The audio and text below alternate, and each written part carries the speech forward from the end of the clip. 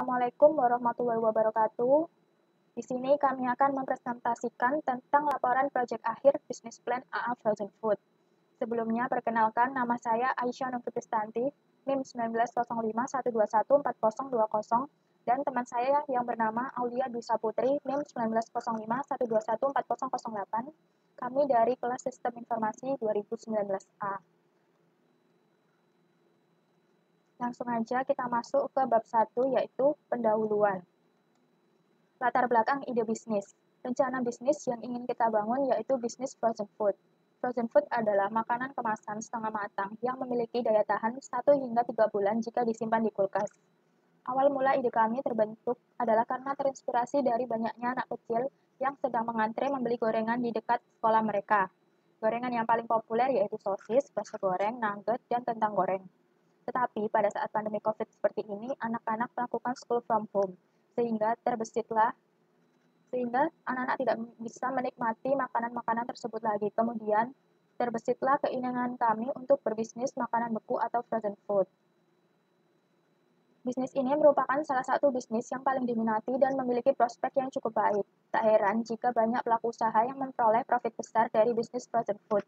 Dibuktikan dengan semakin banyak usaha frozen food dari waktu ke waktu, apalagi pada saat pandemi COVID-19 seperti sekarang ini.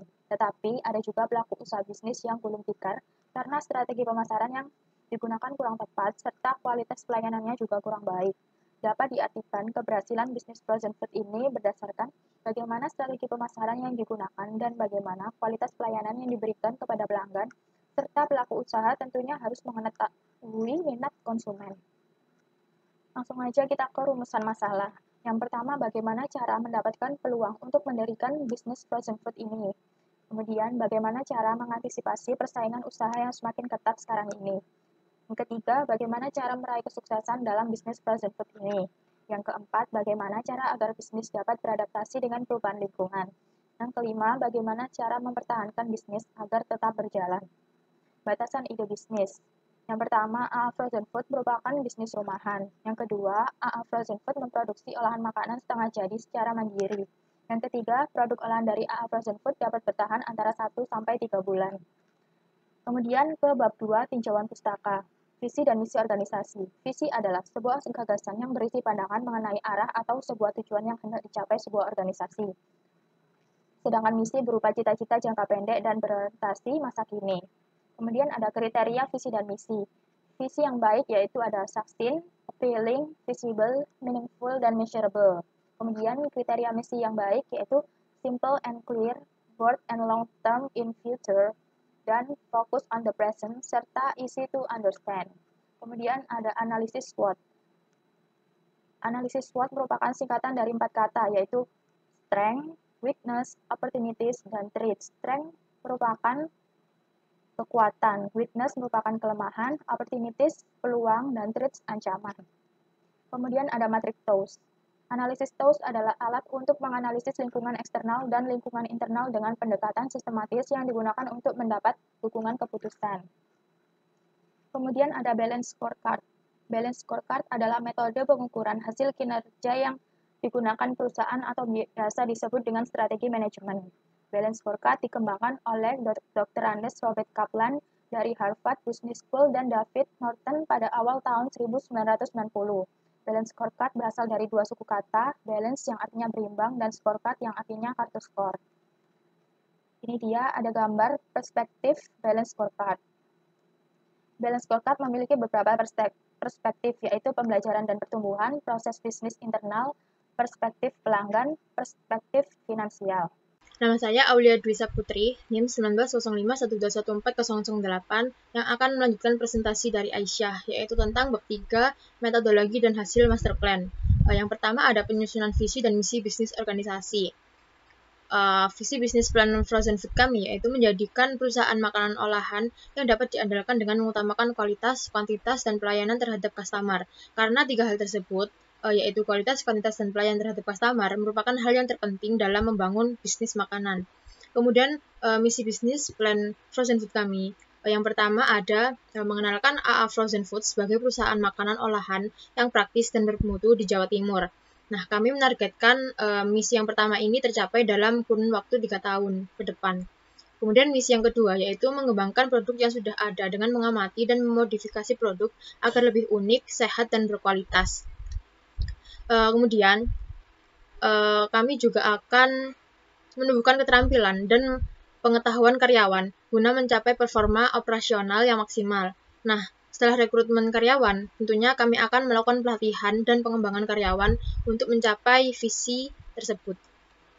Kemudian ada identifikasi tujuan bisnis.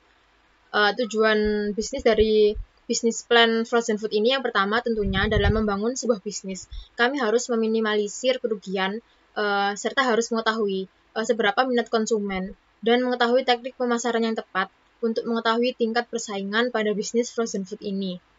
Kemudian yang ketiga ada analisis kondisi existing dengan metode SWOT. Yang kami evaluasi yaitu ada 4 seperti kekuatan strength, kelemahan weakness, peluang atau opportunity, dan ancaman threat. Untuk yang faktor internal itu ada 2 yaitu strength dan weakness. Yang strength dari hasil analisisnya kami dapat yaitu lokasi produk bisa dilakukan di tempat UMKM, dijalankan dengan fasilitas yang ada. Kemudian modal yang relatif terjangkau, dan juga ada beraneka menu dan produk yang dijual, kemudian bentuk dan kreasi frozen food dalam berbagai bentuk dan rasa, sehingga konsumen mengetahui ciri khas makanan. Kemudian bahan baku mudah didapat dan harga terjangkau. Kemudian untuk yang weakness itu dapat disimpulkan bahwa masih perlu banyak pembelajaran dalam bisnis makanan. Kemudian penjualan dan promosi frozen food akan lebih susah dibandingkan dengan merek yang sudah terkenal. Kemudian untuk faktor eksternal, untuk opportunities didapat yaitu pangsa pasar yang lumayan luas, bisa dikembangkan dan bekerja sama dengan pabrik-pabrik sosis atau produk frozen lainnya. Kemudian peminatan makanan frozen food meningkat tidak hanya dari konsumen saja tetapi juga bisa dari supplier. Kemudian juga dapat bekerja sama dengan makanan cepat saji atau kantin-kantin di sekolah. Kemudian frozen food ini juga dapat dibuat menjadi produk yang lebih inovatif. Kemudian untuk threat-nya atau ancaman yaitu yang pertama ada bahan baku yang tidak stabil. Kemudian harga dari supplier sewaktu-waktu dapat meningkat. Kemudian rentan terhadap makanan yang mengandung bahan pengawet. Yang keempat ada generating strategi. Setelah membuat analisis menggunakan SWOT, selanjutnya kami menyusun generating strategi dengan menggunakan matriks TOS. Kemudian hasil persilangan dari threat dan strength yaitu dapat berupa yang pertama membuat penetapan standar harga jadi dari harga akan stabil. Kemudian memastikan bahwa produk yang kita jual tidak mengandung pengawet makanan yang berbahaya. Nah, kemudian untuk persilangan antara opportunity dan weakness itu didapatkan hasil yaitu membuat promosi produk baru melalui sosial media dan grup bisnis online. Kemudian membuat diskon dan membuat beberapa paket. Kemudian ada apabila pesanan dari reseller meningkat, maka membuat strategi dengan cara mengambil dari supplier lain. Kemudian persilangan antara threats dan weakness, yaitu yang pertama, selalu mengevaluasi perkembangan bisnis agar bisa selalu mengetahui keadaan pasar. Kemudian, meretur ulang produk yang sudah mendekati expired dan memberikan pelayanan yang terbaik kepada customer. Kemudian untuk selanjutnya yaitu kita menggunakan mapping strategi dengan menggunakan metode balance scorecard. Yang pertama, kita harus menentukan sasaran strategis apa yang perlu untuk menunjang dari perspektif yang ada. Kan ada 4 perspektif. Nah, itu kita harus tentuin dulu sasaran strategisnya. Kemudian untuk menunjang dari sasaran strategis ini, kita juga perlu merincikan, yaitu bisa disebut dengan KPI atau Key Performance Indicator. Nah, setelah itu kita harus menuliskan juga target yang harus dicapai. Nah, untuk yang pertama ini, pada perspektif bisnis proses itu ada sasaran strategis yaitu mencapai keunggulan operasi. Nah, kami menggunakan KPI-nya yaitu jumlah produk yang cacat. Nah, kami menargetkan dalam setahun itu jumlah produk yang cacat itu hanya ada 100. Nah, setelah itu kita tuliskan seberapa pencapaian kita terhadap target ini. Ternyata jumlah produk yang cacat dalam setahun ini ada 80. Nah, jadi kita tuliskan di achievement. Kemudian kita bagi kolom score ini ada 2. Yang sisi kiri ini merupakan yang 80. Ini merupakan hasil dari seberapa persen dari target yang telah kita capai atau yang telah kita dapat. Jadi cara menghitungnya yaitu 80 per 100 atau achievement per target dikali 100%, sehingga didapatkan nilai 80. Nah, kemudian kita juga harus melakukan hal yang sama untuk semua sasaran strategis yang telah kita tentukan. Setelah itu, untuk yang bisnis proses, tentunya harus lengkap dulu. Setelah itu, ini semua dijumlah, yaitu 80 ditambah 50 ditambah 60 ditambah 150 dan ditambah 60, kemudian dibagi 5, jadi didapat skor yaitu 80. Nah, itu nanti juga dilakukan pada semua perspektif dari balance scorecard. Nah, ini juga menggunakan cara kayak tadi, sehingga didapat yaitu total pencapaiannya ada 92,58.